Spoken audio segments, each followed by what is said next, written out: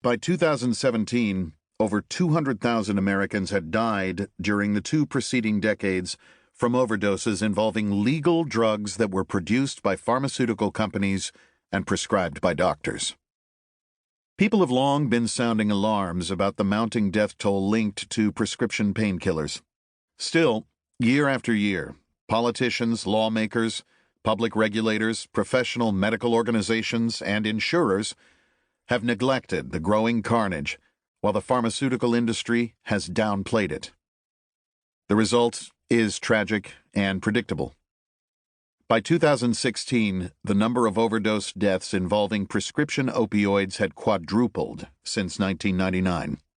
A disaster that might have been contained with an early response had morphed into a hydra.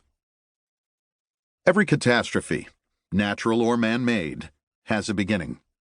For the opioid crisis, the seed was a drug called OxyContin. When OxyContin first appeared in the mid-1990s, it was heralded as a wonder drug that would change how pain, mankind's oldest and most persistent medical enemy, was treated. A determined band of activists laid the groundwork for its arrival by arguing that millions of people were suffering unnecessarily because doctors had exaggerated fears about the addictive potential of prescription painkillers. Doctors had used the term narcotic to describe the active ingredients in such medications. But advocates of more aggressive pain treatment were so eager to distance drugs like OxyContin from the back-alley connotations of narcotic that they coined the word opioid to rebrand them.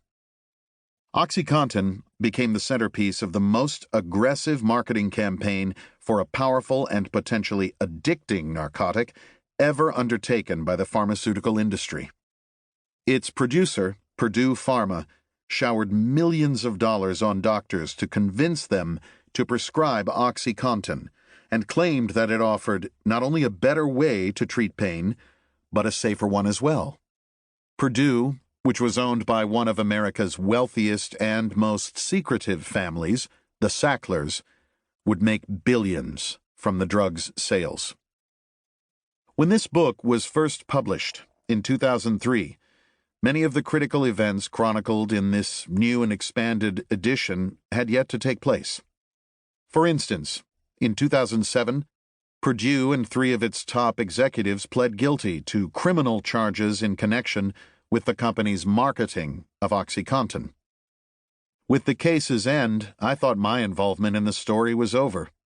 I also labored under the misconception, as journalists often do, that when one stops reporting on a story, the story stops. Unfortunately, that has not proven to be the case.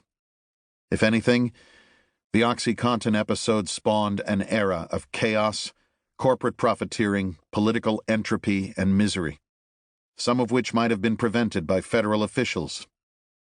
Following the plea agreements with Purdue and its officials, the Justice Department consigned to secrecy evidence its own investigators had uncovered about when Purdue first learned about OxyContin's abuse and what the company did with this crucial information. After a decade in obscurity, scores of internal Purdue emails and other records unearthed by investigators are finally available to shed new light on the origin story of the opioid crisis. OxyContin was not a wonder drug. It was the gateway drug to the most devastating public health disaster of the 21st century.